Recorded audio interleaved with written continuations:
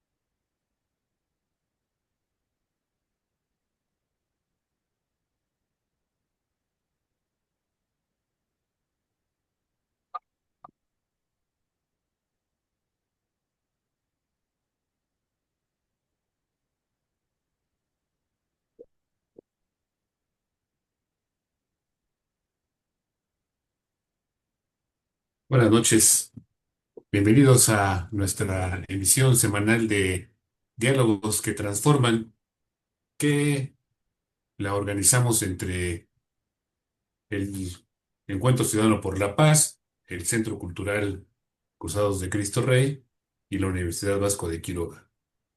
Como desde hace 5 años, pues les damos la más cordial bienvenida a quienes nos siguen en las redes sociales y quienes pues van conectándose aquí en el Zoom para escuchar esta la conferencia, la charla del día de hoy.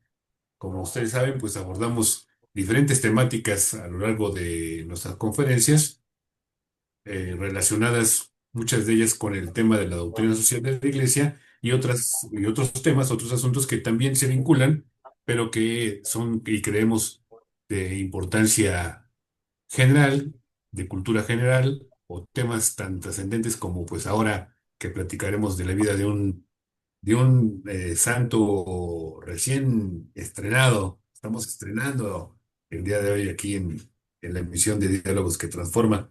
Y pues tenemos un invitado especial. Le pediría a Jorge si eres tan amable de presentar a nuestro invitado. Hola Rafa, buenas noches. Buenas noches a las personas que nos acompañan en la sala de Zoom y los que nos ven también por medio de las redes sociales.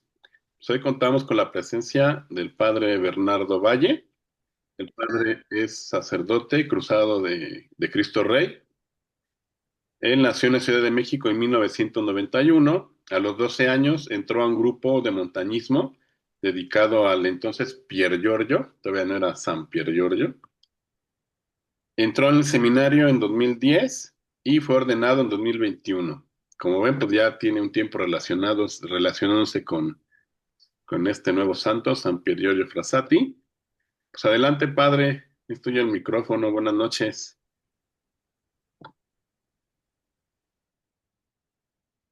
Activa tu micrófono, padre. Ya ando abueleando, no es cierto. Oigan, pues primero, gracias por la invitación. Este, es una alegría poder estar aquí y pues gracias porque, pues como decía Jorge, les platico ahorita. muy rápidamente cómo ha sido mi historia con Pierre Giorgio y algo, pues nos dedicamos un poquito más a hablar de él y cómo nos inspira todavía hoy, ¿no? Eh, mi papá nos empezó a llevar a la montaña cuando yo tenía 6 años. Entonces, desde que yo tenía 6 años, la montaña entró a formar parte de mi vida, parte muy importante. Y después, a los 12 entré a este grupo de montaña que se llamaba Agrupación de Alta Montaña Pierio Frassati. Entonces, ya desde los 12 años me empezaron a contar de su vida y, pues uno tiene 12 años, ¿no? Pues sí, me imponía, o sea, me enseñaba mucho la vida de Pier Giorgio, pero pues hasta ahí, ¿no? Después ya cuando entré al seminario, pues empezó a ser, terminando la prepa, como una amistad un poco más personal. Y, y bueno, en medio del seminario, hace 10 años tuve la oportunidad de estar un año en Roma. Y ese año en Roma conocí a la sobrina de Pier Giorgio. Todavía vive, es una señora hoy de 98 años. Se llama Wanda Gabronsky. Y, y entonces eso como que motivó que me impactó muchísimo el testimonio también de esta señora que ha dedicado prácticamente toda su vida a Pier Giorgio. Esta señora Wanda, la sobrina de Pier Giorgio, bueno, ahorita vamos a platicar un poco más de él, pero él tuvo una sola hermana y la hermana tuvo 7 hijos, entre ellos Wanda. Banda era fotógrafa de Vogue y pues siempre escuché hablar de su tío, ¿no? De su tío Pier Giorgio que murió cuando era joven, pero realmente es que no la conocía mucho. Y cuando ella era entonces fotógrafa, su mamá le encarga, o sea, la hermana de Pier Giorgio, hacer una exposición sobre Pier Giorgio y cuando hace la exposición, a fuerza de tener que investigar para hacer una buena exposición, pues ella queda enamorada de su tío, ¿no? Y, y dedica el resto de su vida a Pier Giorgio, a difundir su memoria, a difundir su vida. Entonces, cuando yo hace 10 años conozco a la señora Banda, nos hicimos muy amigos, fue un regalo de Dios para mí. Entonces ahí empezó como una relación incluso mucho más personal, mucho, mucho más personal. Y bueno, pues así ha ido creciendo, creciendo, creciendo. El gusto por las montañas evidentemente influyó, pero después muchas cosas más, como que de repente conocemos alguna cosita de la vida de los santos pero son mucho más profundos, ¿no? Y son mucho más grandes. Entonces, de, en el caso de Piero Frassati, pues como que se suele ver las fotos en las montañas, ¿no? Y por supuesto que era una cosa que al menos yo sé que comparto con él, pero no es su vida, no eran solo las montañas, aunque sí le gustaban mucho. Bueno, entonces ahora sí vamos a entrar en materia, en lo que nos interesa, en conocer un poquito más de la vida de ahora San Pier Giorgio Frassati. Un santo joven, él murió a los 24 años, en italiano, él es originario de Turín, y bueno, vamos a platicar un poquito más de su vida. Él nace en 1901, en abril de 1901. De hecho, él nace justamente en Sábado Santo.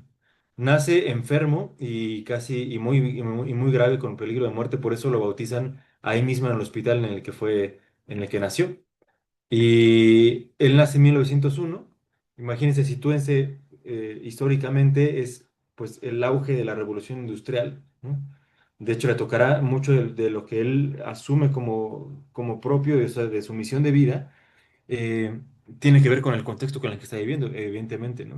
En 1901 nace el 6 de abril, hijo de Alfredo Frassati, el dueño de un periódico, un hombre muy rico, dueño de un periódico La Stampa que hasta la fecha existe en Italia, y después desempeñó cargos políticos en el Reino de Italia. Fue senador y fue también embajador en Berlín, en Alemania.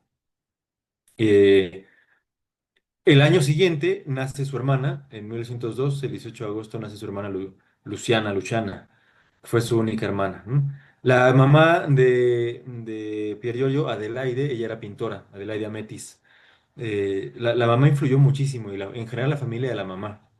Ellos, por ejemplo, aunque vivían en Turín, tenían una casa de descanso en una región al norte de Milán, entre Turín y Milán, que se llama Polone, en Italia todavía. Y ahí tenían una casa de descanso que en realidad era propiedad de la familia de la mamá, de los Ametis. La familia de mamá era una familia matriarcal, ¿no? Donde mandaban las mujeres. Y eran mujeres muy fuertes y muy, muy, muy estrictas, ¿no? Entonces ellas influyeron muchísimo en Pier Giorgio. Hay que decir una cosa, Piergiorgio no fue el primogénito, ya habían tenido un hijo, de hecho era una niña, que perdieron el matrimonio de Alfredo y Adelaide. Entonces, de hecho, estaban muy tristes por la pérdida de la niña. Y cuentan, la hermana cuenta que incluso su mamá lo llegó a decir que como estaban tan tristes por la pérdida de su hijo, de su hija, la primogénita, cuando se embarazan de Pier Giorgio, ella esperaba que fuera una niña, un poquito como para compensar la pérdida, ¿no? El punto es que nace Pier Giorgio. Y por eso hay unas fotos de cuando es muy pequeño que parece que está vestido casi de niña, porque como que su mamá hay hubo una cosa extraña, ¿no? Bueno, su niñez transcurre así en medio de, pues, ciertamente una vida, pues, acomodada, pero ya desde muy pequeño, él comienza a desarrollar una sensibilidad muy fuerte a la presencia de Dios, en la Eucaristía, en la oración y en los pobres, ¿no? Sus primeros contactos con Dios, evidentemente la familia era una familia católica, digamos, solamente de nombre, ¿no? Porque, pues, en la época, parte de ser miembro de la burguesía era ser católico, no todos eran católicos y todos iban a misa, aunque no creyeran mucho. Entonces los papás iban a misa, pero un poco como pose social, ¿no? No era algo que vivieran la fe. De hecho, estaban bastante lejos. El papá, periodista, pues un poco más bien anticlerical y un poco no muy afecto a los sacerdotes y a la iglesia, ¿no? Su mamá, pintora, artista era más bien así como, pues sí, artista, ¿no? No muy cercana a la fe, ¿no? Entonces, él, desde muy pequeño, su contacto con la fe no es la mamá, es la abuela, como muchos chavos hoy también, ¿no? Entonces, él por medio de la abuela, esto fue muy curioso porque en la casa de descanso allá en Polonia, el cuarto de la abuela daba con el cuarto de Pier Giorgio, entonces compartían pared, ¿no? Y él dice que escuchaba a la abuela rezar por los difuntos y rezar en las noches. Entonces, ese escuchar a la abuela pues, va sembrando en él el deseo también el deseo de rezar y de aprender a rezar y a platicar con Dios. Entonces, gracias a escuchar a la abuela, él empieza una vida de oración que poco a poco va creciendo y creciendo y creciendo, sin que nadie se dé cuenta. Y empieza, su abuela le enseña las oraciones por los difuntos, ¿no? Y empieza a hacer oración por los difuntos en general, ¿no? Y entonces, después hace su primera comunión y desarrolla, entonces, les decía, desde muy pequeño una sensibilidad muy fuerte a la presencia de Dios en la oración, en la Eucaristía. De hecho, desde que hace la primera comunión, él quería comulgar todos los días. Su mamá no le dejaba porque no quería que su hijo se convirtiera en un, diríamos hoy, en un mochilón, ¿no? En un persinado, en un beatillo, así. No estaba bien visto que un muchacho de 8 o 10 años, adolescente después, fuera a la iglesia todos los días, no estaba bien visto. Entonces su mamá no le quería dejar, pero él se las ingeniaba para ir a comulgar todos los días, a ir a misa todos los días, ¿no? Hay anécdotas, por ejemplo, de que en esa casa de descanso, pues él quería ir a misa en la mañana, pero su mamá no lo dejaba, entonces no había despertadores. Entonces lo único que podía despertarla era su mamá o se hizo muy amigo del jardinero. Y entonces con el jardinero, que se despertaba muy temprano, como los hombres de campo, ¿no? Él se alía con el jardinero y se amarraba una cuerdita a la muñeca desde su cuarto en la cama, que estaba en un segundo piso, y la cuerdita bajaba hasta por la ventana, hasta el patio. Y llegando el jardinero en la madrugada, le jalaba la cuerdita para despertarlo, y entonces ya se despertaba y se iba a misa. A misa rápido antes de que sus papás se despertaran, iba a misa y regresaba, ¿no? El punto es de que muy pequeño desarrolla una sensibilidad a la presencia de Jesús en la oración, en la Eucaristía y en los pobres. Dicen que desde muy pequeño, como que empezó a tener esta conciencia de que Jesús está en los pobres y le visita en los pobres, ¿no? En esa época, pues, revolución industrial, mucha pobreza, mucha injusticia social, llegaban muchos mendigos a la puerta de la casa a tocar, ¿no? Y su papá se molestaba cuando llegaban los mendigos a tocar. Entonces, hay una anécdota por ahí en la que toca una familia pobre y, y él abre la puerta. Y entonces ve que es una familia pobre y nervioso porque el papá se va a enojar si los ve, rápidamente se quita los zapatos, se los regala y le cierra la puerta, ¿no? Como si no hubiera pasado. Y a partir de entonces era con relativa frecuencia, se cuenta que pues de repente tenía este tipo de expresiones, ¿no? De repente llegaba a la casa sin zapatos porque ya los había regalado, había llegado a la casa sin bicicleta porque la había empeñado para darle dinero a los pobres, como esta sensibilidad muy fuerte, ¿no? Desde muy, muy pequeño. Ciertamente esta sensibilidad fue poco a poco educándose y creciendo. En 1910, él cursa primero la primera parte de su formación en un colegio de Turín y después con los jesuitas. Los jesuitas empiezan a tener una gran influencia en su vida. Recibe la primera comunión a los 10 años, en 1911. En 1913 entra digamos, a lo que sería la secundaria con los jesuitas. Y los jesuitas empiezan a tener una gran influencia en él. A partir de entonces, en 1914, él tenía 13 años, se inscribe en el apostolado de la oración y en la compañía del Santísimo Sacramento, o sea, como una devoción muy fuerte a la Eucaristía y a la oración que les decía desde muy pequeño. ¿No? Es confirmado, recibe la confirmación a los 14 años en Turín, y después en el 17, o sea, a los 16 años, obtiene el bachillerato. ¿No? Después viene la época en la que empieza a tener un poco más de acercamiento a los temas sociales. En 1918, imagínense, pónganse en el contexto histórico, acaba de terminar, o sea, terminó la Primera Guerra Mundial, es justo la época de la Primera Guerra Mundial. A él le toca ver todo el desastre después de la Primera Guerra Mundial, ¿no? En Italia. Ve a los huérfanos, ve a los heridos que regresan de los campos de combate, ve todo el caos social que hay, la pobreza, la desigualdad, ¿no? Y empieza entonces a formarse en él una sensibilidad muy fuerte, de decir, tenemos que hacer algo, tenemos que involucrarnos de alguna manera en esto, no podemos ser indiferentes a la injusticia social que hay a su alrededor, ¿no? Entonces, en 1918, a los 17 años, él comienza varias, como a entrar en muchísimas apostolados y cofradías. Por ejemplo, una de las más, o dos de las más sobresalientes son, por un lado, la Cofradía del Rosario. Él comienza como la conciencia a ser amigo de la Virgen María para sostenerlo en su misión, ¿no? Y después en la Conferencia de San Vicente de Paúl, que pues su fuerte es la atención a los pobres, ¿no? La Conferencia de San Vicente de Paúl eran pequeños grupos que se reunían a veces en parroquias o en escuelas.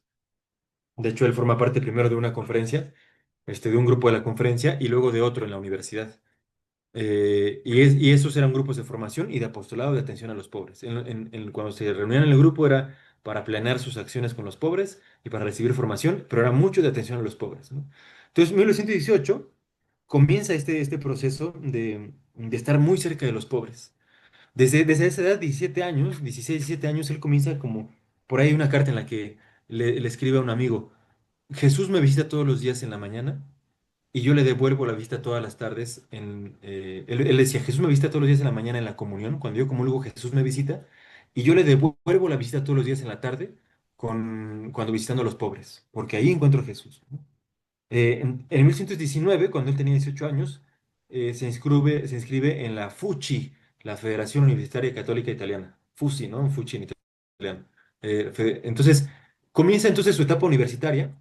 Antes de esto, es importante decir cómo fue su proceso vocacional. Él, es justo en la época de los 16 17 años, su papá es cuando empieza a ser senador y después de ser senador lo mandan como embajador a Alemania, a Berlín. Él entonces se va, pasa muchas temporadas, algunas temporadas de varios meses en Berlín con su papá. Su papá se esperaba un poco de él, le decía, ya deja de ser un soñador, ¿no? O sea, deja de estar en las nubes y ponte a estudiar. Y su papá se esperaba porque no entendía bien cómo era la vida de su hijo Pier Giorgio, ¿no? Porque, dicho sea de paso, toda esta atención a los pobres que él tenía, muchos la desconocían. La gran mayoría de gente la desconocía, no se daban ni cuenta de la vida que él tenía. ¿No?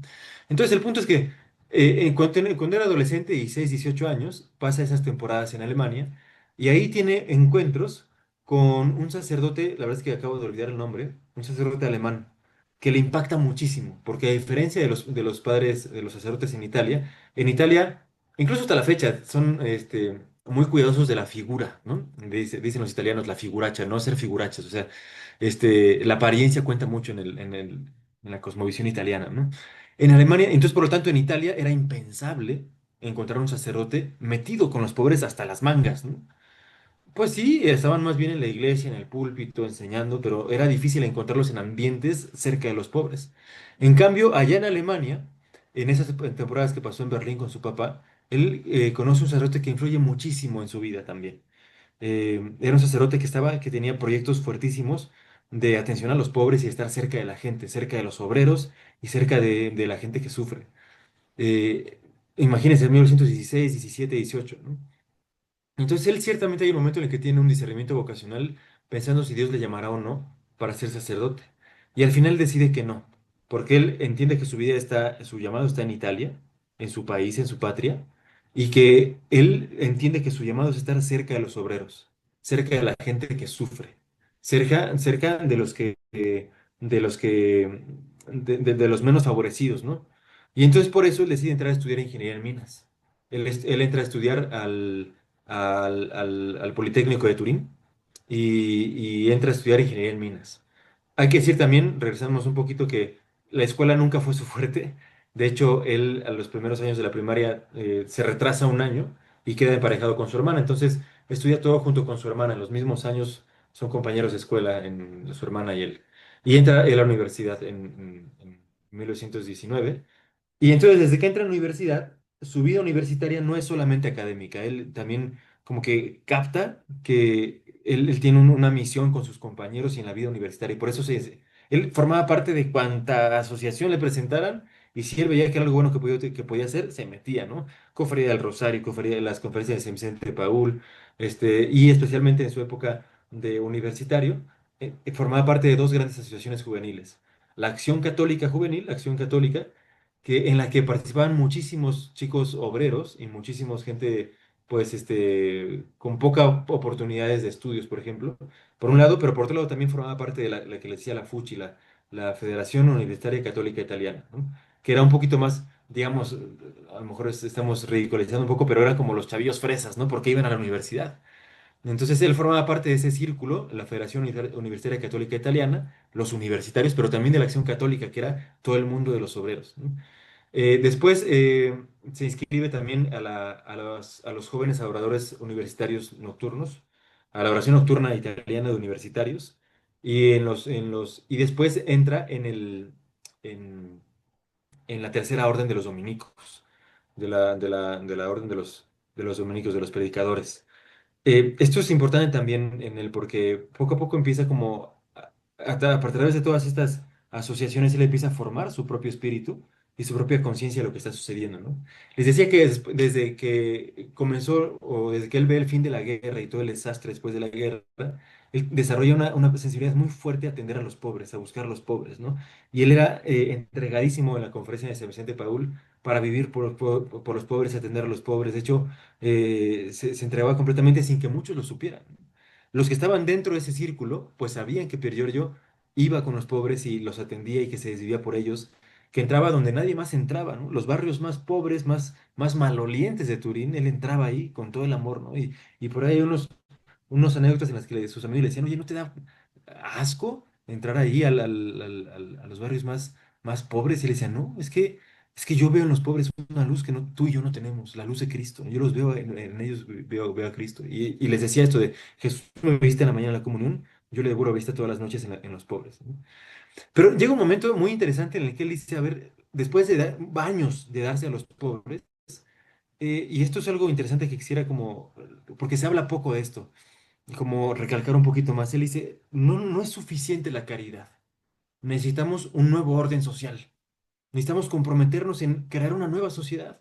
O sea, él llevaba años en estos apostolados por los pobres y él empieza a decir, no, no es suficiente esto, necesitamos hacer algo más y comprometernos como católicos, ¿no? Comprometernos en hacer una nueva sociedad. Entonces, él empieza a formar parte de círculos universitarios de acción social y se inscribe también en un partido político, ¿no? Hoy que pues nos causa un poco de tirria, ¿no? Yo lo digo a lo mejor no sé la edad de los que están aquí escuchando, ¿no?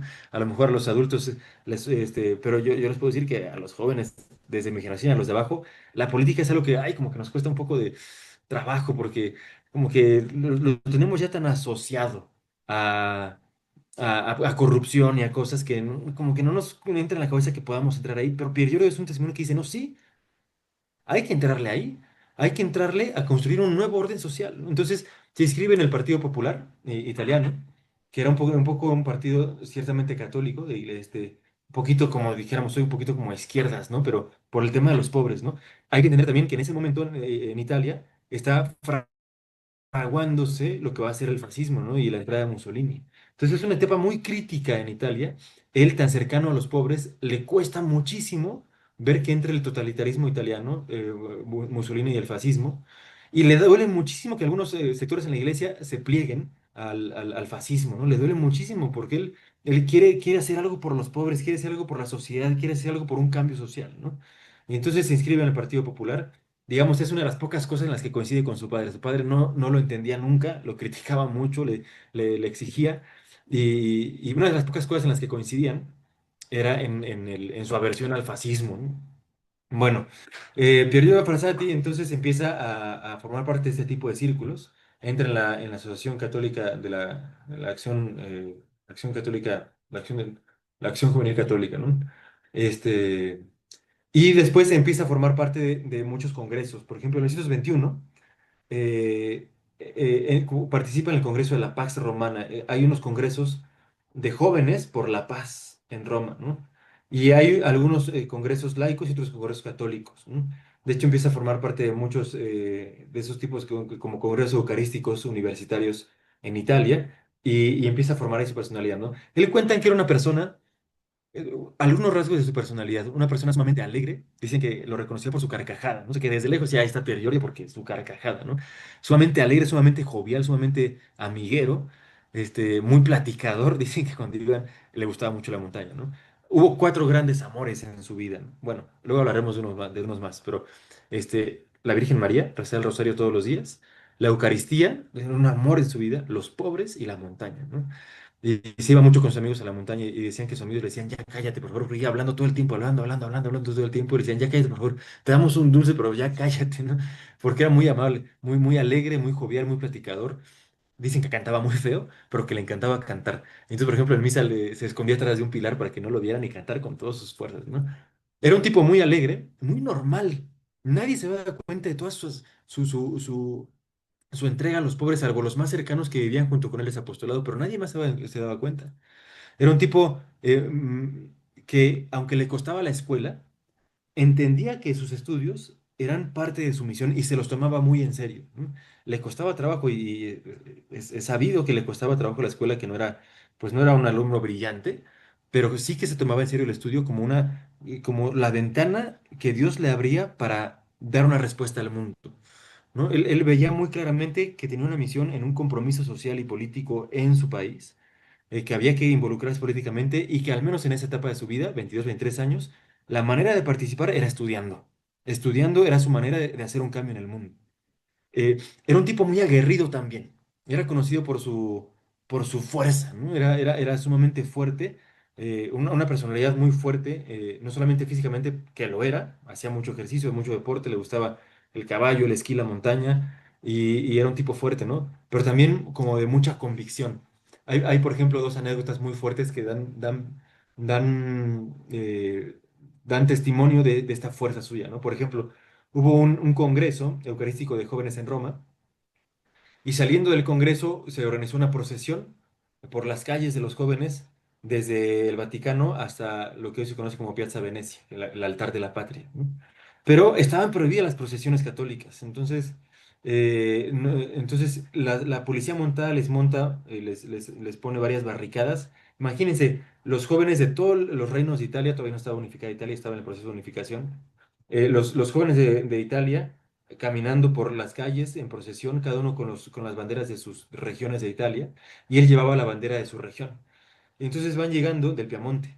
Entonces van pasando las barricadas y de repente, como no querían dejarlos pasar, se arma la tranquiza. Llegan ahí al altar de la patria, a las escaleras que están ahí en ese monumento, y llega la policía montada y se arma la tranquiza y a golpearse, ¿no? Y entonces él cuentan que un policía roba la bandera de su región y la rompe. Entonces él va y la recupera y a golpearse, ¿no? Entre todos, ¿no?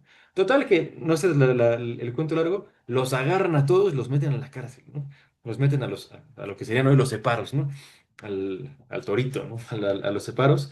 Y pues ahí ya están ahí todos y él, alegre como siempre, gallardo así y viril, pues animando a sus compañeros, ¿no? De que venga, no pasa nada, vamos aquí a rezar todos juntos. Entonces empiezan a tomarle los datos acá a todos los detenidos y cuando llegan a él, pues Pierino Frassati, ¿Frassati? ¿Frassati? Entonces reconocen, ¿no? Los policías, es el hijo del senador Frassati. No, discúlpenos, de verdad, fue una equivocación, usted se puede ir, ¿no? Y Piero dice, no, o me voy con todos los demás o no me voy, ¿no? No, usted se puede ir, por favor, no, o me voy con todos o no me voy, ¿no? Pues entonces él se queda, se queda una vez más preso y a sus compañeros los pone a rezar el rosario por los que los acaban de aprender, ¿no? Y a rezar todos el rosario por los que nos acaban de golpear, ¿no? Esto es una anécdota, pero es un tipo fuerte, ¿no? Y otra anécdota, como su papá, periodista, se oponía abiertamente al fascismo, un día en su casa estaba solamente él con su abuela y su mamá y la hermana y alguna otra mujer en la casa, pero era el único hombre en la casa. y un día en la noche se meten unos fascistas a hacer acto de terrorismo, ¿no? A hacer alguna cosa ahí, pues él baja y se golpea a los tres, ¿no? Se golpea a todos los fascistas, y al día siguiente es primera plana, ¿no? El hijo del senador se golpeó a los fascistas en su casa, ¿no? Esto es para decirles solamente cómo era su personalidad. O sea, no era un blandengue, ¿no? O sea, a veces pensamos que no sé, como que una persona de iglesia, como que tiene que ser todo paz y todo, no, él era un tipo fuerte de principios, un tipo de ideales, un tipo de defender su fe, un tipo de vivir su fe con alegría, ¿no? No era un tipo que se impusiera por la fuerza, era un tipo que defendía cuando tenía que defender. Era un tipo alegre, de hecho una personalidad atractiva, era muy amiguero, muchos querían ser amigos suyos porque era un tipo, pues a todo dar, ¿no? Entonces, bueno, así es su etapa en la universidad, ¿no? Eh, Quisiera contarles un poquito más ya del final de su vida, para después entrar a otras cosas que quisiera contarles. Un poco de la montaña también. Entonces, él empieza a desarrollar una conciencia muy fuerte a varias cosas, ¿no? A los pobres, a la Eucaristía, a la Virgen María, un gusto por la montaña porque él decía, ahí me encuentro cerca de Dios. Una conciencia social muy fuerte y una importancia de la amistad fuertísima. Para él la amistad es fundamental, ¿no? Entonces él funda un grupo de amigos, digamos, entre los muchos amigos que tenía en los miles de asociaciones de las que él formaba parte, él empieza a ser un grupo más cercano de amigos, que después se titulan a ellos mismos Itipiloski, que en italiano significa algo así como los tipos sospechosos, ¿no? ¿Cuál era la idea de este grupo juvenil? Era un grupo de ser amigos solamente, ¿no? Se ponían seudónimos entre ellos, cada uno tenía un seudónimo, y se hacían bromas todo el tiempo, ¿no?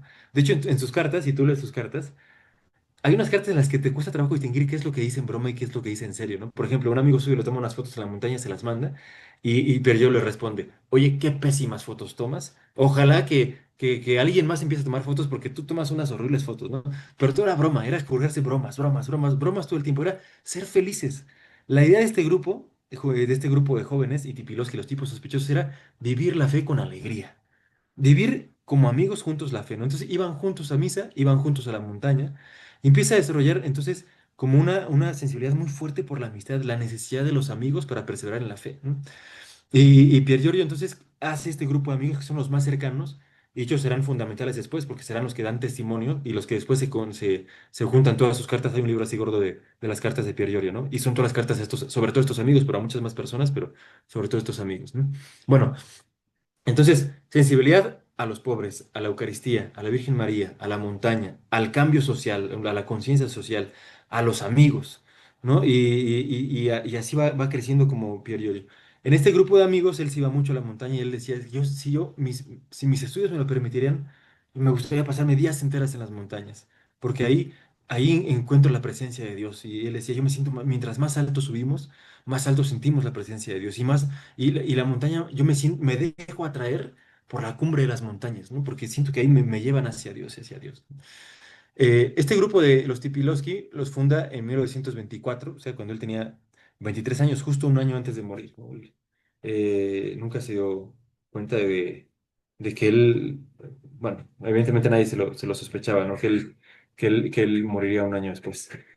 En 1924, perdón, en 1925, es el último año de su vida, es un año jubilar, igual que el que estamos viviendo, ¿no? Estamos en el 2025.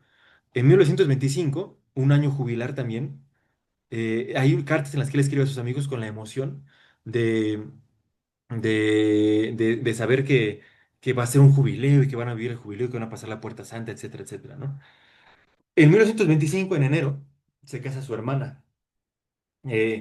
Y para él es un desgarramiento interior. ¿Por qué? Porque suceden varias cosas. Primero, él y su hermana siempre fueron sumamente cercanos, muy, muy, muy, muy cercanos, ¿no? Fueron compañeros de vida, estudiaron juntos, y entonces la hermana se casa con un político polaco y él se queda solo. Entonces le cuesta muchísimo, aunque lo acepta, por supuesto, con alegría, le cuesta muchísimo. ¿Por qué? Porque él se queda solo con sus papás. Los papás no tenían absolutamente una buena relación, de hecho estaban casi al borde del divorcio.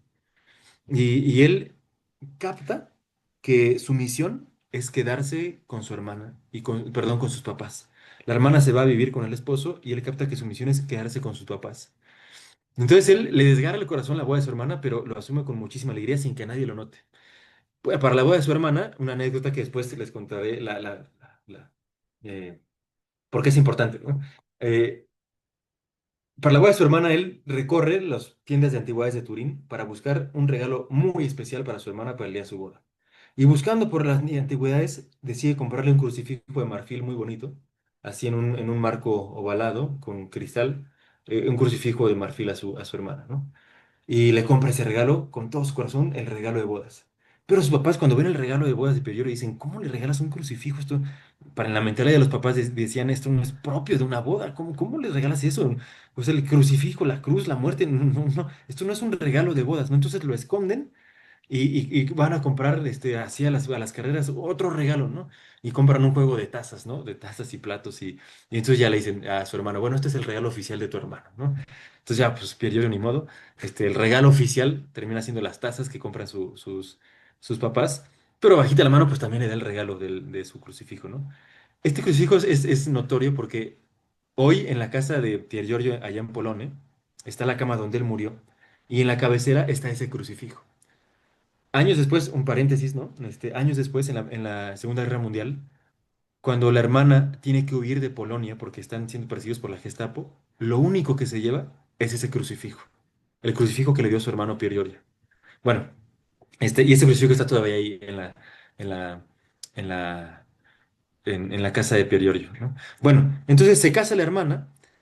Otra cosa, les decía, hubo otro grande amor en su corazón que él tuvo que renunciar. En esa época de su vida, 23, 24 años, eh, hay una chica que empieza pues a robarle el corazón, ¿no? Y a llamarle la atención, Laura Hidalgo. Y entonces esta chica pues empieza a atraerle muchísimo. De hecho, él le confiesa a su hermana, le confiesa pues que está enamorado, ¿no? De una muchacha de ese grupo cercano de amigos, de los Tipilowski, pero que está en un dilema, ¿no? Entonces, él, antes de que, a la única persona que se lo confiesa es a su hermana, y después a un amigo también se lo comenta. O sea, todo un caballero, nunca le dio a entender a esta chica que tenía ondas con ella, ¿no? Entonces, él primero, hábilmente, antes de que casara su hermana, invita a un grupo de sus amigas a tomar el té a su casa, ¿no? Pero él con un afán de ver cuál es la reacción de la mamá, porque no iba solamente esta chica, Laura Hidalgo, iban otras muchas chicas, ¿no? Entonces, desde ese momento, ese día, él se da cuenta que no hay mucho futuro en esa relación, que su mamá nunca va a aceptar a Laura Hidalgo como parte de la familia porque eran muy distintas. Y entonces él empieza a darse cuenta que no ese es el camino.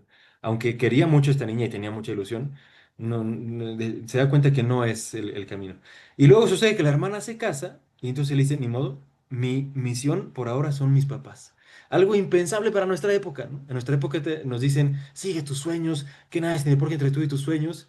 Pier Giorgio dice, de hecho hay una carta en la que él dice, no tiene sentido destruir una familia para formar otra. O sea, él capta que sus papás están al borde del divorcio y entonces él capta que es su misión estar con sus papás y contribuir a la unidad del matrimonio de sus papás. O sea, no te digo, a nuestra época diríamos, ¿por qué? No sé, ¿por qué sacrificas tus sueños por el matrimonio? Deja que tus papás pues vivan su vida y tú vive la tuya, ¿no? Pero yo no, dice, mi misión por ahora es sus papás, ¿no? Entonces sacrifica su amor por, por Laura Hidalgo, ¿no? Esta es una de las grandes tragedias en la vida de Periodo. De hecho, se suele decir que hay tres grandes tragedias en su vida. Una, la boda de su hermana, porque le duele, de verdad le duele al separarse de ella. Otra, sacrificar su amor por esta niña Laura Hidalgo. Y otra tercera, pues cuando él muere, ¿no? Porque fue sumamente imprevisto. Ahora sí ya quisiera contarles el relato de cómo muere él, ¿no? Para después contarles un par de cositas más que quisiera contarles el día de hoy. Él entonces tenía 24 años, 1925. Su hermana se acaba de casar. Él está en las últimas de su carrera universitaria, estudia ingeniería en minas, si les conté, ¿no? Para estar cerca de los obreros. Y le faltaban dos materias para titularse, solo dos materias. Y en julio, a finales en verano, en junio, julio, la abuela está muy enferma, agonizante. Entonces toda la atención de la familia está sobre la abuela, que está agonizando. Pier Giorgio está en Turín, en sus estudios, en el Politécnico de Turín, y la abuela está en Polone, en el pueblo de las montañas donde ellos pasaban los veranos. Eh, en Polone todos están atentos de la abuela, y nadie se da cuenta que de repente Pier Giorgio como que empieza raro. A finales de junio, 29 de junio, 28, 29 de junio, 29 de junio es Es gran fiesta en Italia, ¿no? Por San Pedro y San Pablo, en Roma especialmente. Pero él empieza a estar raro. Nadie se da cuenta más que solamente la nana. Empieza a darse cuenta que Periodero está raro, que está menos alegre de lo normal, menos escandaloso de lo normal, ¿no? Lo que sucede es que, sin darse cuenta, se contagia seguramente por visitar a los pobres. No es una prueba, pero es altamente probable y se suele pensar que fue así, que por visitar a los pobres se contagia de una poliomielitis fulminante. Entonces, 29 de junio, 30 de junio, 1 de julio muere la abuela, el 1 de julio. Y cuando muere la abuela, nadie se da cuenta que Periodero está muy mal. Ya está retorciéndose de dolor, no podía pasar la noche. Y entonces su hermana se da cuenta. Y en cuanto se muere la abuela, avisa y dicen, ¿qué está pasando? Nadie se da cuenta. Inmediatamente, doctores, médicos, los papás van a ver qué onda, qué está pasando. Y el médico, el 2 de julio, determina que es poliomielitis y que es fulminante, que para salvarlo necesitaron un suero de Francia, ¿no? Y el papá, pues muy influyente, manda a traer el suero de Francia, pero no llega a tiempo, ¿no? El 3 de julio se corre la noticia de que Pedro está muy mal, está casi agonizante. Mucha gente lo quiere visitar, entre ellos el obispo de Turín, pero no dejan visitarlo a nadie por temor a que se contagie a alguien más, ¿no? Y el 4 de julio muere. Imprevistamente, en 6 días, se lo acaba la enfermedad, ¿no? Eh, eh, 3 días después de que muere la abuela muere el 1 de julio y él muere el 4 de julio. Entonces, Periello muere el 4 de julio y suceden ahí varias cosas impresionantes. Primero, su cuerpo. Su cuerpo, la poliomielitis, si ustedes se han visto un enfermo de polio, se deforman los huesos, ¿no? Entonces, él estaba, pues, retorcido de dolor, pero cuando muere su cuerpo vuelve al estado normal, como si estuviera dormido, ¿no? De hecho, las fotos del cuerpo en el velorio, hay una foto muy famosa que está así de perfil, acostado, ¿no? Acostado, dormido y normal. Y la otra cosa impresionante que sucede cuando muere es que cientos de gente de la calle de pobres empiezan a tocarle a la puerta de la casa, déjenos ver a nuestro amigo. Él nos atendía, ¿no? Y entonces abren las puertas y sucede una escena muy extraña porque el hijo del senador, el hijo del embajador murió. Entonces había muchísima gente de muchísimo dinero. Entonces era una mezcla muy rara y muy difícil de encontrar gente trajeadísima, de muchísimo dinero, muy poderosa en Italia y al mismo tiempo gente de la calle, que llegan por cientos y por cientos y por cientos a la casa de los Frassati a rendirle honor y acompañar a su amigo que les ayudaba, ¿no? De hecho, es tanta la gente que montan una procesión con su cuerpo desde su casa a la Catedral de Turín. Y dicen que entonces el papá, pues asombradísimo de lo que estaba sucediendo, él que no daba una por su hijo, él entonces dijo, no conocía a mi hijo. Y de hecho el papá se convierte después de eso. Empieza una vida de fe mucho más fervorosa pues practicante de verdad, ¿no? No conocía a mi hijo. Y dicen que su hermana dijo, no sabía que vivía con un santo.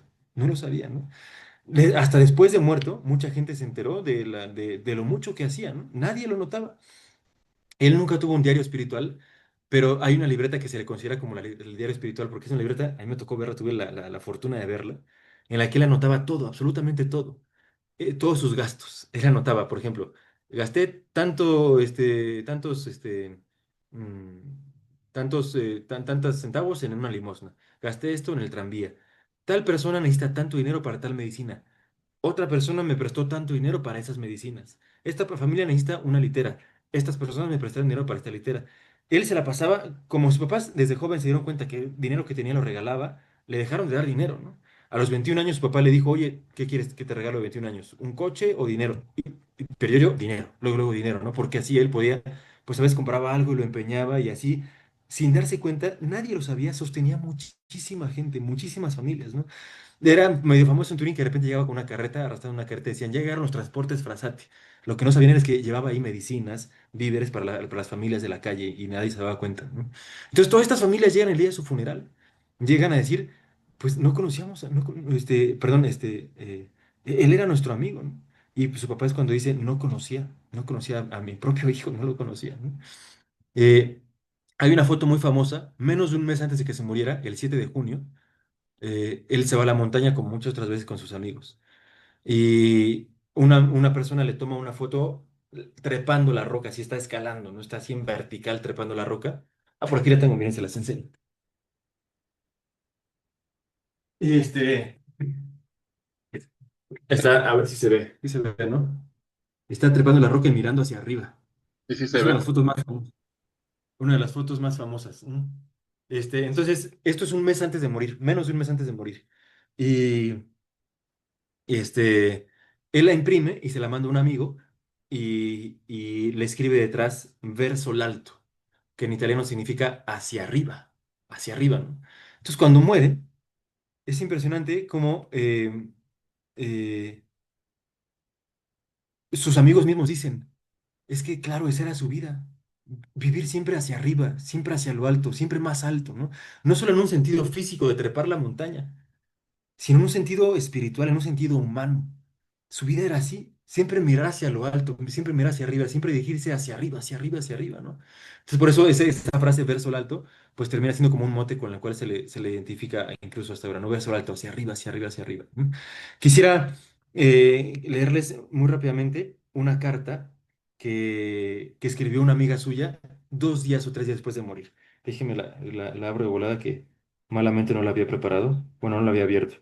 Este, a ver, ¿dónde está aquí? Les leo aunque sea una partecita, porque da cuenta de cómo era la vida de Pier Giorgio y cómo era tan normal y tan alegre que nadie se daba cuenta. A ver, ¿dónde está? Denme un segundito. Eso. Esta carta la escribe una amiga suya que se llama Clementina. Luego, si quieres, te la paso, Jorge, por si quieres compartirla con los demás, ¿no? Em, y dice así. Se la escribe a Marco. Marco Beltramo es el mejor amigo de Pier Giorgio a quien él le mandó esa foto trepando.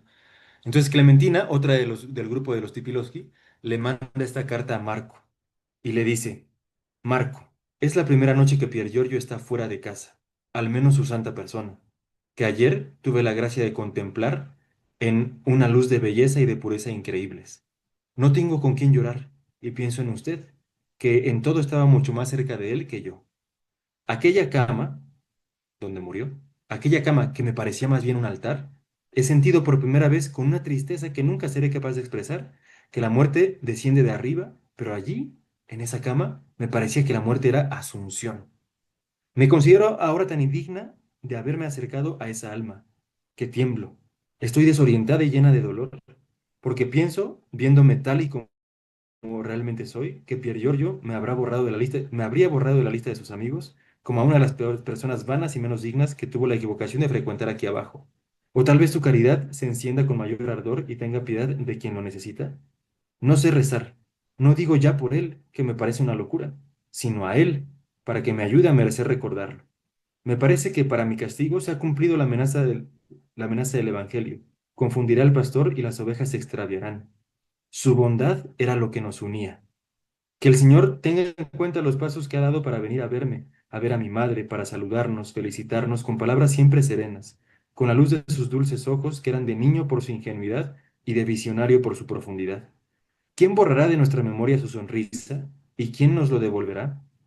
Y el Señor, Marco, nos regaló aquella noche en el tren, entre Turín y Ulm, con toda la blancura de la nieve para que estuviésemos con él, lo viésemos en sus aspectos más diversos, con aquel impermeable, ayudando a los ferroviarios a transportar los equipajes, y luego de arriba abajo a lo largo del tren, bajo la nieve y el agua, recitando sus queridos versos, Carducci y Marradi, en voz alta, porque creía que nadie le oía, y hasta a nosotros llegaba la onda, a veces fuerte, a veces amortiguada de su voz, y nos reíamos, pero sabíamos que solo él era capaz de tanto, es decir, de ser así.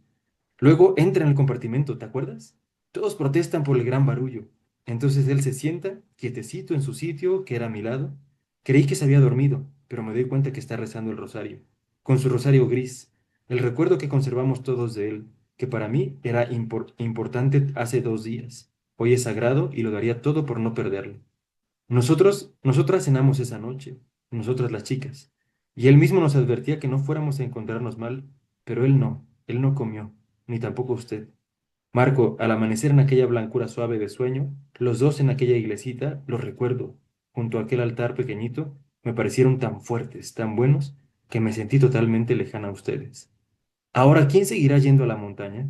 ¿Se acuerda de su mochila, de su capote, en la llanura de la Musa y de los minerales que cargaba? Él se reía y repartía alegría. Y aquel silbido suyo para llamar los que estaban lejos. Y sus comidas, de lo dulce a lo salado, de lo ácido otra vez a lo dulce, para volver a empezar con lo salado. Y Tina que decía, Frassati nos hace perder el apetito. Y él se excusaba como si fuera reo de un gran delito y nos ofrecía todas las cosas buenas que llevaba, con esa voz profunda, con ese gesto amistoso a los que les recuerda, con ese gesto amistoso. A los que le recuerden les parecerá que con él desapareció para siempre la imagen viva de la cordialidad. Bueno, hasta le dejo porque es mucho más larga. El punto es que vivía una vida, o sea, nadie se daba cuenta de la profundidad de vida que vivía. Él era tan ordinario, tan normal, tan alegre, tan entregado a los demás y al mismo tiempo tan sencillo, ¿no? Y así, así fue la vida de Pierre Giorgio, ¿no? Quisiera contarles brevemente ahora el proceso de su beatificación y de la canonización. No sé hasta cuánto tiempo tenemos, Jorge, ni te pregunté, pero ya llevamos aquí 50 minutos y ni cuenta nos hemos dado. Bueno, es que la historia de la canonización es muy fuerte también. Cuando muere, entonces, pues inmediatamente, como que, ¡pum!, como que se les va el velo de los ojos a todo el mundo y dice, claro, era un tipo excepcional. Y entonces, poco tiempo después de que se muere, los 5 años reglamentarios, empieza su causa de beatificación.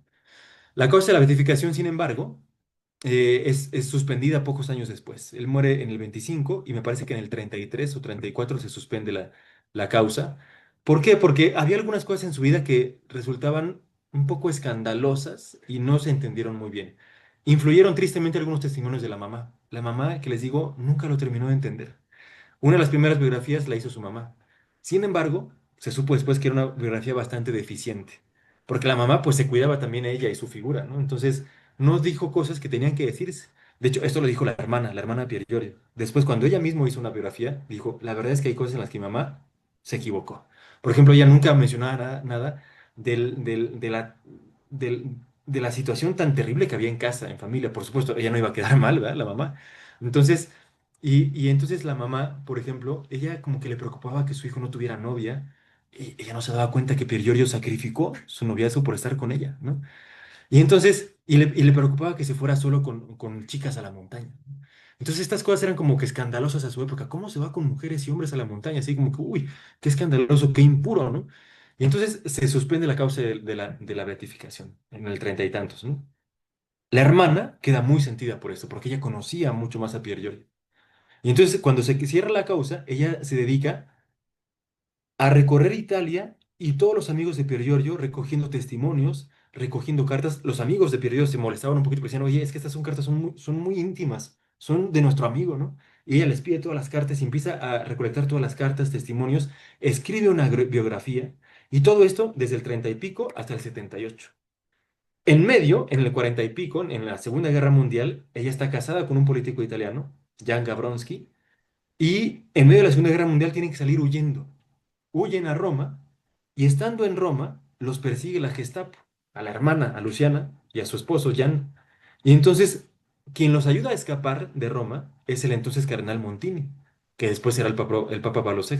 Entonces los ayuda a escapar y bueno, en el 78, o poco antes del 78, siendo ya Papa Pablo VI, la hermana Luciana va con el Papa y le dice, Santo Padre, ya nos conocemos, ya se conocían, él les ayudó a escapar, y le dice, le lleva todo lo que ella investigó durante esos años, 30 años, 40 años, y le dice, esta es la vida de mi hermano. Yo quiero pedirle que vuelvan a abrir la causa de beatificación. No me importa que sea canonizado, pero me importa que se limpie su honor, porque quedó manchado, porque la gente pensó que era un impuro y no lo era. Mi hermano era un hombre puro. Entonces le da pues, la investigación que ella hizo como hermana y el Papa decide reabrir la causa de la beatificación en el 78. Pero, oh sorpresa, ¿qué pasó en el 78? Se muere Pablo VI. Se muere, llega Juan Pablo I, se muere también, y Juan Pablo II es elegido Papa. Y Juan Pablo II, cuando le dan las causas que están abiertas, cuando él recibe la causa de Pier dice, claro, yo mismo, dice Juan Pablo II, cuando yo era joven, fui influido mucho cuando leí la biografía de un joven italiano llamado Piero Frassati. Juan Pablo II, cuando él era joven, leyó la vida de Frassati y él mismo quedó impactado. Entonces dicen que Juan Pablo II reabre la causa. En el 88 va a visitar la tumba de Pier Giorgio, cosa extrañísima que un papa visite la tumba de alguien que no está beatificado. Dicen, la hermana de Pier Giorgio decía que esa fue la beatificación extraoficial, ¿no? Lo visitan en el 88, se aprueba la causa en el 89 y la beatificación fue en el 90. Lo beatificó Juan Pablo II. Antes de que fuera elegido papa, Juan Pablo II, él en Cracovia, siendo cardenal de Cracovia, en un encuentro con jóvenes, ya hablaba de Pier Giorgio. Y de hecho hay un texto en el que Juan Pablo II habla de Pier Giorgio Frassati como el hombre de las ocho bienaventuranzas. Esto es una cosa también que quisiera contarles muy brevemente. Es que, me cortas, Jorge, porque no sé cuánto tiempo tenemos. Cuando Pier Giorgio muere, esto es una cosa muy fuerte. Dicen, dicen los maestros de espiritualidad, que si tú quieres ser santo, evidentemente no basta con cumplir los mandamientos. Dicen que si quieres ser santo, elige una de las ocho bienaventuranzas que están en el Evangelio de San Mateo, ¿no? Elige una, vívela y vas a ser santo. Bueno, cuando Giorgio murió, eh, en el ataúd que le hicieron, sus amigos le grabaron en el ataúd las ocho bienaventuranzas, porque desde entonces lo reconocieron. Él vivía las ocho bienaventuranzas. El ataúd, sin embargo, lo cubrieron con pinturas de la madre. Y así lo entraron. Bueno, de hecho, cuando muere, no había tumba para él porque nadie estaba preparado para que él se muriera, ¿no? Lo meten en una tumba provisional y ya días después lo meten a la cripta familiar, ¿no? A la tumba familiar, ¿no? Entonces, lo curioso es que en su ataúd estaban escritas las bienaventuranzas. Y Juan Pablo II, tiempo después, siendo cardenal, bueno, antes era Juan Pablo II Carlo Bottila, siendo cardenal de Cracovia, él se refiere a Piero Frassati como el hombre de las ocho bienaventuranzas, el que vio las ocho bienaventuranzas. ¿Por qué? Yo no sé si él supo lo del ataúd o no, pero el punto es que empezó a conocerse así como el hombre de las ocho bienaventuranzas, el joven de las ocho bienaventuranzas, ¿no? Bueno, pues listo. ¿Qué más les cuento muy, muy rápidamente? Bueno, la beatificación fue en el 90 y en el 89 se exhumó su cuerpo del sepulcro familiar del que estaba ahí en Polonia, en Italia. Se exhuma el cuerpo y Wanda, la sobrina, la que tuve la gracia de conocer, ella todavía está viva, estuvo ahí en la canonización. Ella cuenta que ella fue la primera que vio el cuerpo cuando lo exhumaron. Entonces, ella cuenta que cuando abren el ataúd, lo primero que ve es su cabello, perfectamente igual a cuando fue su velorio. Hay una foto en la que está así de lado y se ve perfectamente el cabello y un cabello fuera de lugar, así un mechón de cabellos. Entonces dice que lo primero que es el cabello, igual, ¿no? O sea, no, ve que a muchos veces a los muertos le sigue creciendo el pelo, ¿no? Él igual. Y cuando terminan de abrir el ataúd, estaba en perfecto estado de conservación.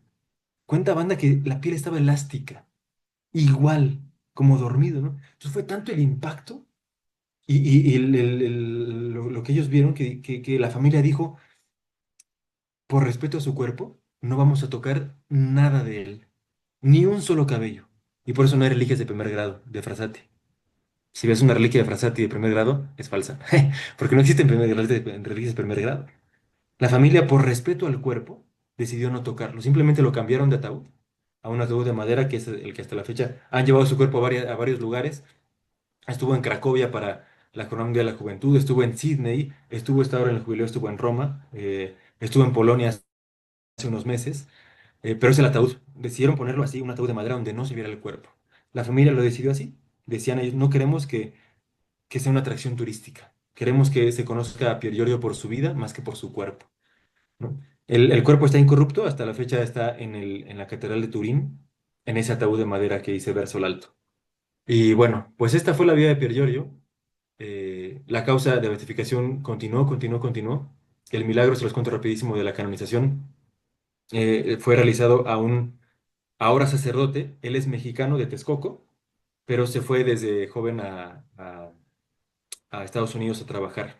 Él hace unas semanas nos contó su historia, tuve la dicha de conocerlo ahora en la canonización. Un tipo increíble, es un tipazo, un sacerdote tan bueno, tan sencillo, indocumentado. Esto es, no es muy sabido, pero él se fue indocumentado a Estados Unidos a trabajar, ¿no? Y jugando básquetbol en el seminario se lesiona el tendón de Aquiles. Él no va al médico porque no tenía seguro, y entonces va con un quiropráctico que, creyendo que es algo muscular, le hace unas cosas que terminan amolándolo más, ¿no? Entonces, el tendón de Aquiles se desgarra, tienen que operarlo. Él estaba nervioso por la operación porque, pues, aunque no era una cosa de vida o muerte, sin embargo, pues es una operación, no deja de ser incómoda, sangre y posibilidad de que no quede muy bien, ¿no? Entonces, él hace una novena a Pier Giorgio y cuenta que cerca del final de la novena, un día estaba en la capilla rezando y que de repente siente calor, mucho calor, muy caliente en el pie. Entonces, espantado, creyendo que puede ser que se haya quemado algo, se asoma a ver y no había nada. Y cuando se levanta, caray, ya no le dolía. Y cuando va a los estudios antes de la operación, el doctor lo está revisando y le dice, oye, ¿a qué viniste? Pues me van a operar el tendón de Aquiles. Y el doctor le dice, pues yo creo que no, porque no hay nada. Entonces ya comenzó después, esta otra historia, la historia del milagro. Es una gozada escuchar a este padre Juan Manuel se llama. Él es de la diócesis de Los Ángeles.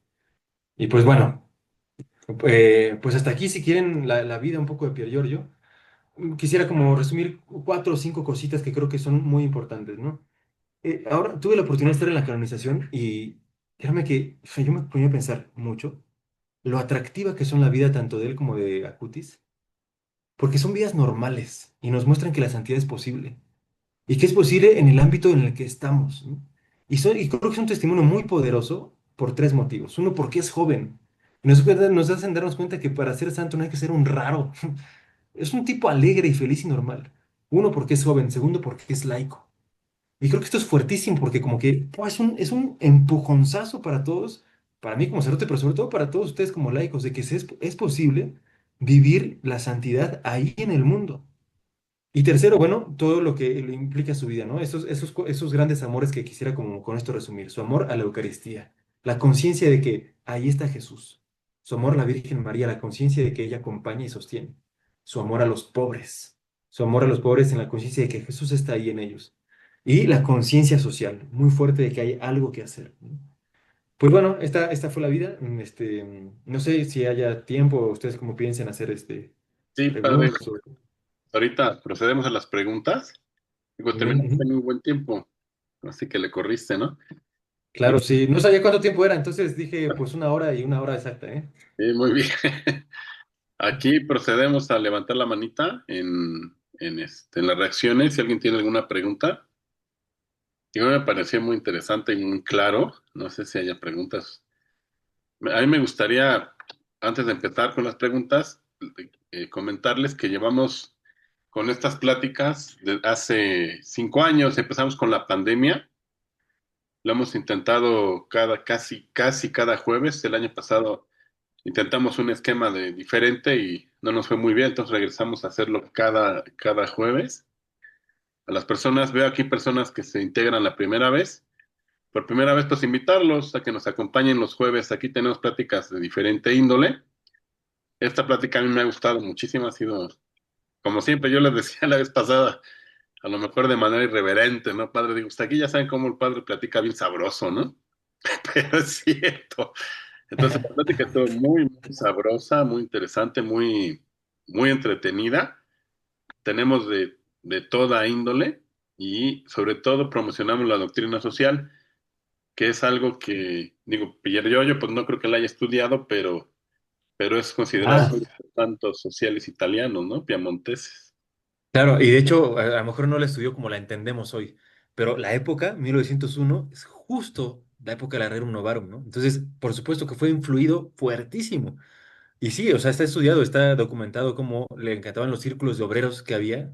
Era impresionante el movimiento social que surgió después del Rerum Novarum, ¿no? Y él también, o sea, la estudió, por supuesto, y al menos la Rerum Novarum, ¿no? Todavía no salían muchas otras encíclicas sociales, pero sí que le influyó mucho.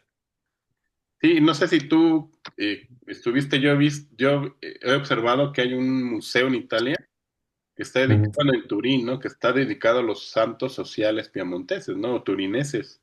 Ujú. Que Sí, la está, verdad no he estado en Turín y sé que existe el museo. Estuve en otras muestras sobre Pier Giorgio, una allá en Polonia, en Europa, un santuario en las montañas de la Virgen María. ok, Sí, pero no. Por ahí Jaime está levantando la mano. sí, a ver, vamos a Ya le estoy dando el micrófono. ¿No? Eso, ahí está, listo. Si quiere adelante. abrir su cámara también. Hola, Ya. buenas Jimmy, noches. es que ole. ¿Cómo está? ¿Viene tú? Bien, bien, aquí andamos. Pues preguntarle si hay algún libro que se pueda adquirir, o ya sea en Sí. físico o en línea, en PDF, de su vida, Sí, o de sus cartas. sí. Hay varios. Mira, aquí te enseño algunos. El más famoso es el de, el de su hermana. El de su hermana que se llama Periodo Frassati y los días de su vida. Es el más famoso y yo creo que para empezar es de los más recomendables. Pues una biografía muy bien hecha, ¿no? Según yo era fácil de conseguir en las Paulinas, así, pero yo perdí el mío, no sé dónde si lo presté o qué, y he intentando recuperarlo y no he podido. Entonces, creo que no era tan fácil conseguirlo, pero seguro que lo puedes pedir en internet, ¿no? Luego, la hermana, años después, hizo otro segundo libro, que es este, que es la narración de la última semana. Se llama Mi hermano Pier Giorgio, una vida que nunca se apaga, de Luciana Frassati igual. Esta es la narración de la última semana, de, de, de- de los últimos días de Pier Giorgio. Está muy bueno también, ¿no? Si quieren, luego bueno, esto se está transmitiendo, ¿verdad? No podemos decir que vamos a piratear. Pero más bien te lo puedo prestar, ¿no? Ah, bueno. Luego está, el libro de las cartas está solo en italiano. Esta es la versión antigüita y una edición nueva. Está este otro que se llama, hay mucha bibliografía, en español no tanto. Esta es de un par que se llama Arturo José Otero y se llama Pier Frassati, una vida seglar según las bienaventuranzas. Y bueno, hay más, ¿no? Ahorita estoy participando en un proyecto de traducir una biografía que se supone que es de las mejores. Se llama Io, ma non più io. Yo más, pero no más yo. No está inspirado en la carta de San Pablo de vivo yo, pero no soy yo quien vive en mí. Porque Frassati era apasionado de San Pablo. Se sabía, le encantaba el arte, le encantaba la cultura, le encantaba el teatro, le encantaba la ópera y le encantaba los poemas, ¿no? Entonces se sabía de memoria poemas de Dante Alighieri y sabía de memoria el himno de la caridad de San Pablo y muchas cartas de San Pablo. Entonces, esa biografía la hizo un padre que estuvo muy metido en la causa de la canonización. Está en italiano, pero la estamos ahorita traduciendo al español. Yo espero que, no sé, en el lapso de unos 6 meses ya esté, ¿no? O espero que menos. Pero bueno, por lo pronto eso, los libros de la hermana son los más recomendables, creo. Bueno, los más famosos. En inglés hay bastante y en italiano hay bastante. Pero en español sobre todo esos dos, ¿no? Y este otro que te digo. Por ahí hay unos libritos esos chiquititos de los CBC. La verdad es que nunca lo he leído. Esos chiquitos que hay en las parroquias, ¿no? De Frassati, pero pues algo ha de tener. Y en italiano, padre. En italiano las cartas y este libro que les digo de Io, ma non più io. Ok. Oye, Paulo Asolán se llama el- el ¿cómo? autor. Paulo Asolán, es un padre. Ok. Oye, Jaime, ¿tú lo viste ahora que fuiste a Turín? ¿Viste el cuerpo? Al micrófono, ¿ah? Ah, ya. No, no, sí quería, era uno de mis planes, pero porque vi que como que no era tan sonado que, bueno, yo no escuché mucho que iba el cuerpo de Carlos, digo, perdón, de Carlos, de Pier Giorgio Frassati. Y sí quería ir a donde estaba, pero ya no Mm. alcanzamos, ya no alcanzamos. Vamos Sí. pasando por afuera. Estuvo en la iglesia, él como era terciario dominico, estuvo en la iglesia de los dominicos en Roma, que es la iglesia de Santa María sopra Minerva. Ahí está el Sí, cuerpo de Santa Catalina de Siena. Y pues también Piero era muy amante de Santa Catalina de Siena. Y pues estaba ahí el ataúd enfrente del altar, así. sí, y sí quería ir, pero no pude, no nos dio tiempo. Pero muchas gracias, padre. No, de nada. ¿Alguien más tiene alguna otra pregunta?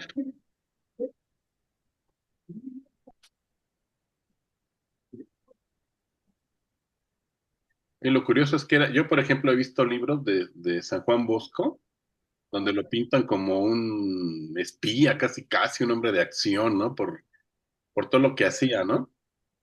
También, fíjate ahorita hasta ahora que dijiste esto de cuidar la figura, me cae el 20 porque a Don Bosco también fue tan señalado, ¿no? Al, al meterse en los barrios bajos de Turín, antes, Claro, incluso antes que Pier Giorgio, ¿no?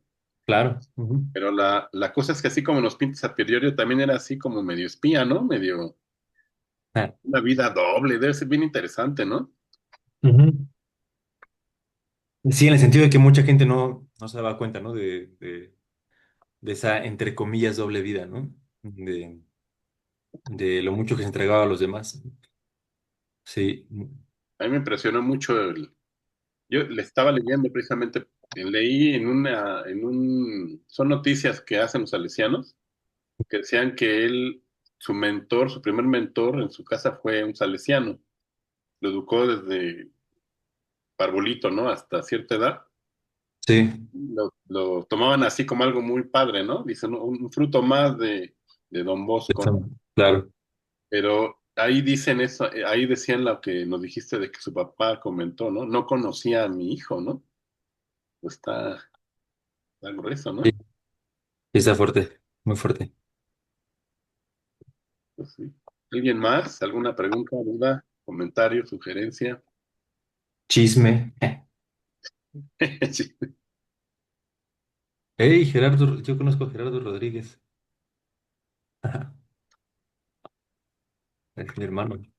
A ver, ahí ya puedes habilitar tu micrófono. Ah, no sé si quería hablar o solamente saludar. Sí, ya está. Ya puedes hablar.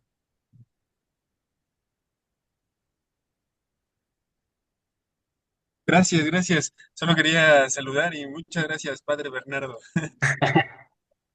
Saludos, padre de familia, Gerardo. Es mi hermano. Tiene dos niños y también los dos queremos a Priori. Ahora Y que estuve allá en la canción, tuve oportunidad de conocer a mucha gente de muchos lados del mundo que tienen cosas impresionantes, increíbles sobre Priori, ¿no? Evidentemente, la verdad es que en la canonización la gran mayoría iban por Carlo Acutis, ¿no? Pero conocí a muchos, así que providencialmente nos fuimos encontrando, ¿no? Y hay cosas muy padres, por ejemplo, un chico de Chile, chavillo, bueno, tendrá 22, 23 años, tiene una asociación, no me acuerdo cómo se llama exactamente, pero que se dedican a justo a niños de la calle o a niños de escasos recursos o a niños de ambientes muy violentos y de mucha marginación, se los llevan a la montaña y les hablan de Pier Giorgio allá y como una especie de respiro, ¿no? Y de paréntesis en medio de sus realidades tan caóticas. Hay muchas cosas que hay, ¿no? En Brasil hay muchísimas cosas de Pier Giorgio también. Pues bueno, yo creo que es un santo que puede influir mucho y que puede inspirar mucho a todos, ¿no? Justo con con un amigo, ¿de dónde era? Ah, un español. Él me decía, yo creo que no es solo para los jóvenes. O sea, porque las cosas que vivió son aplicables a cualquier época de la vida, ¿no? El amor a la Eucaristía, el amor al rosario, la atención a los pobres, el compromiso social, ¿no?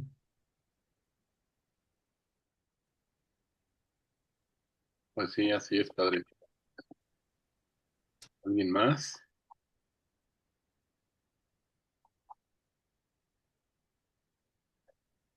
¿Tú, Rafa, algún comentario?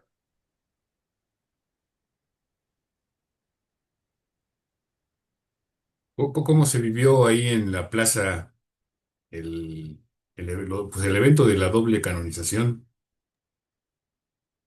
Les cuento brevemente, fue muy bonito, muy, muy bonito. Les digo que en mi caso fue muy especial. Un día antes de la canonización fuimos a una hora santa, una vigilia, con la familia de Pier Giorgio, su, sus sobrinas o varias de las sobrinas que quedan, un sobrino nieto y mucha de la gente de todo el mundo, ¿no? Ahí conocía mucha gente de todo el mundo muy cercanos a Pier Giorgio, ¿no? Y entre ellos también estaba el padre, el que recibió el milagro, el padre Juan Manuel. Y entonces conocerlo personalmente fue muy, muy especial. Él, ese día en la canonización, desde la noche anterior, no sé, tuvimos la oportunidad de dormir ahí muy cerca de San Pedro. Algunos se ubicarán en esa casa. Y me acuerdo que desde la noche estaba planchando yo mi camisa porque, pues, la canonización de un buen amigo uno tiene que ir presentable, ¿no? Entonces estaba yo planchando la camisa y de repente escucho o sea, siempre he ruido en esa calle, pero más ruido de lo ordinario, ¿no? Cantos y porras y gritos. Y me asomo a la ventana, ¡pala! Ya estaba lleno de chavos la calle que se fueron a quedar a dormir desde la noche, ¿no? A dormir o a medio dormir para ganar buenos lugares al día siguiente. Pues ya, dormí algo y cuando desperté, 5:30 de la mañana, cuando me asomo, no, la calle estaba atascadísima, a reventar, así no cabía nadie más en la calle, toda la calle se llama Vía de Portangélica. Llena, llena, llena. Y en los otros accesos a la plaza también, en la Vía de la Conciliación y en del otro lado de Gregorio Séptimo. Entonces ya pues a formarnos y en cuanto entró la gente, de inmediato se llenó, la verdad es que un ambiente muy festivo, muchísimos jóvenes, no sé si sea normal en todas las canonizaciones, pero pues el ambiente era abismalmente, predominantemente era juvenil, ¿no? Muchísimos jóvenes. Y luego fue muy especial porque en el lugar en el que, pues fue un regalo de Dios también, porque no me esperaba estar ahí, fue un regalo de Dios estar ahí. No me esperaba estar en donde estuve. Me dieron, tuve la oportunidad de estar en un lugar pues muy especial, justo detrás de los obispos, en la zona, en la parte alta del presbiterio, ¿no? Donde también están las sillas de los familiares pues así como embajadores y cosas, ¿no? Ujú. Influyentes. Y me tocó estar, yo estaba sentado a 10 metros de la mamá de Carlo Acutis, ¿no? La pude saludar ahí antes de la canonización. Saludé a la sobrina de Pier Giorgio y a la familia, igual ahí antes de la canonización y después también. Un ambiente de fiesta, ¿no? Y tuve la gracia de estar sentado junto al padre que recibió el milagro. Entonces fue muy, muy emocionante porque me terminó de contar toda su historia. Es mexicano, ¿no? Él es mexicano de Sí. Texcoco. Él se fue a Ujú. Estados Unidos hace 8 años. Fue un drama que pudiera ir a la canonización. Pues, estuvo a punto de no ir y al final fue. Y pues fue muy especial vivir junto a él. Estábamos otro hermano en mi comunidad, Patrito, el padre Juan Manuel y yo juntos. Y muy cerquita, ¿no? Entonces, el rito de la canonización es muy fuerte. No sé si ustedes tuvieron la oportunidad de verlo o si hubo por ahí algunos posts en redes sociales de explicando cómo es el rito de canonización porque es muy fuerte. Empieza la procesión de entrada, entonces al mero inicio de la celebración se le pide, primero se empieza invocando al Espíritu Santo. Entonces, imagínense el coro que es monumental, sublime, y toda la plaza de San Pedro cantando al Espíritu Santo, ¿no? El Beni Creator, invocando al Espíritu Santo. A mí me recordó mucho como las ordenaciones sacerdotales. Se invoca el Espíritu Santo, después se le pide al Padre, al Papa, Santo Padre, le pedimos que canonice a estos beatos, ¿no? Se lee un extracto de sus biografías, y entonces el Papa dice algo así como, eh, por, dice algo así como, pidamos a Dios para que con su gracia y por intercesión de la Virgen María y de todos los santos, sostenga esto que vamos a hacer. Y entonces se invoca a todos los santos, la letanía de los santos, como en la ordenación sacerdotal, ¿no? Se invoca a todos los santos, a la letanía de los santos, de la cual ahora van a formar parte también ellos, ¿no? Y después de la letanía de los santos se lee el decreto de canonización, que son palabras muy fuertes. Son pocas veces el Papa habla con esa autoridad, digamos, ex cátedra, ¿no? De decir, por la autoridad definimos y proclamamos a los beatos Carlo Acutis santos, ¿no? Y periodo Frassati. Y fue muy, muy especial ese momento porque yo estaba junto al Padre del Milagro, justo debajo del pendón de Pier Giorgio. Entonces, cuando dijeron periodo Frassati, era más volteé a ver así la imagen. Al Padre nos dimos un abrazo y así, pues mucha, mucha alegría, mucha ilusión. O sea, llenísima, la Plaza Eh, San Pedro llenísima, así hasta la Vía de la Conciliación llenísima. El Papa, antes de la misa, media hora antes, estuvo muy bonito que media hora antes salió al presbiterio, imprevisto, nadie lo pensaba, y a la gente, saludó a la gente, especialmente a los jóvenes, y les dijo, les voy a pedir que si tienen un poco de paciencia, terminando la misa me esperen, quisiera bajar a saludarlos, ¿no? Porque se ve que ya no daba tiempo de salir con el papamóvil antes de la misa. Entonces terminó la misa, pasó una hora todavía después y nadie se movió de su lugar en pleno rayo del sol, pero nadie se movió esperando que el Papa pasara. Y ciertamente el Papa ya después de misa, como una hora después, porque pues tarda, ¿no? En lo que sale y todo, ya pasó en el papamóvil, pues entre los pasillos de la plaza, a, a saludar a la gente y la gente feliz, todos muy felices. Por ahí pues qué Shanat tiene, padre. Sí, sí, comenta. ya tiene su micrófono abierto. Y ya, gracias. Pues justo eso le iba a preguntar que en qué lugar le había tocado, ya, ya nos contó. Y el otro comentario era nada más que la frase de Papa Francisco, los santos de al lado, ¿no? Entonces, Sí. pues es un típico ejemplo y pues a los papás que están aquí, pues que estén alertas, igual y les pasa algo parecido sí, a lo del papá de Pier Giorgio, a los papás, ¿no? Estén ahí checando a los hijos, ojalá que así pudiera pasar. O a un vecino, a un primo, a un tío, igual y nos Ujú. pasa. Muchas gracias, Sí, Padre Bernardo. Igual la plática súper amena, como dice mi hermano. de nada, de nada. Gracias.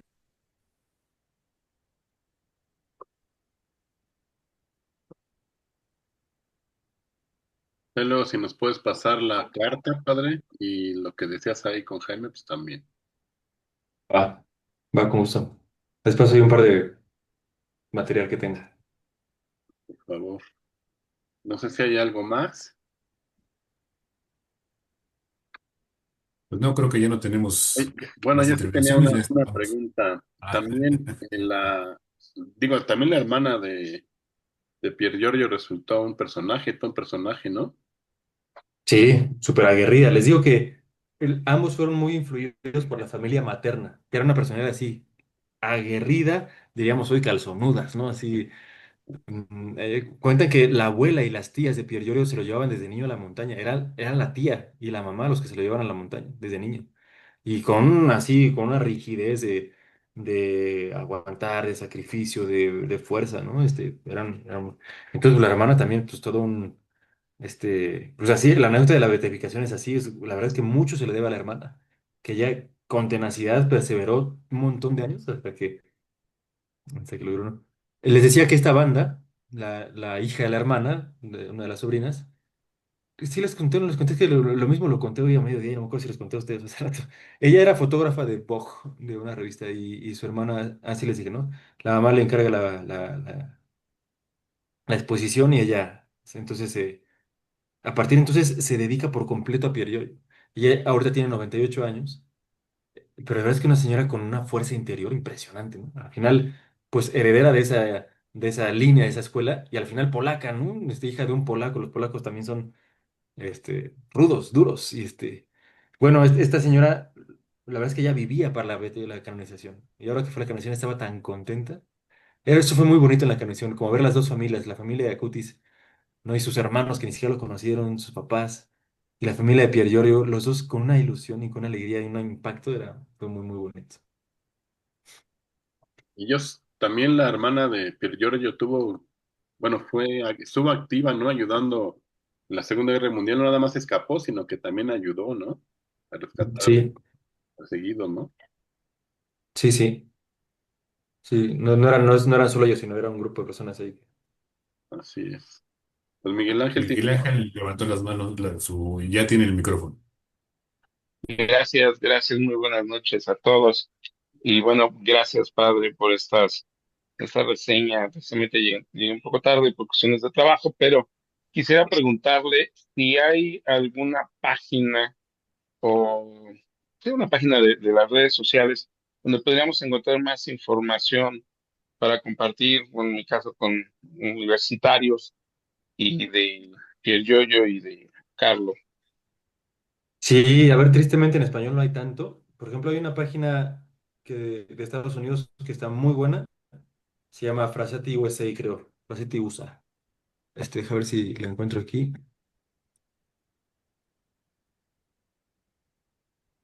Este, es bastante buena esa página. Sí, ¿Ok? frasatiusa.org. Se las pongo aquí en el chat. Esa está muy buena, pero está en inglés, ¿no?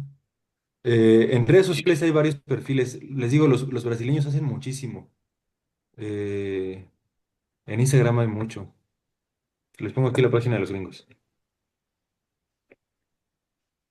Y muchas gracias, padre. Y más ahorita comandan los jóvenes, los universitarios para Sí, compartirles y conozcan a estos santos como los mexicanos. Muchas gracias, padre. de nada. A todos. Aquí en México hay un chavo que a lo mejor ustedes conocen alguno, Said, es de aquí, es de Michoacán, pero vive en Ciudad de México, que comenzó un grupo que se llama Verso Alto, que la idea es como explotar sobre todo esa parte social de Pierre Giorgio, del compromiso social, ¿no? Said está muy metido en temas de política y pues le interesa eso, ¿no? Y ellos tienen un perfil en Instagram que se llama versolalto.mx, que también suben bastantes cosas muy buenas.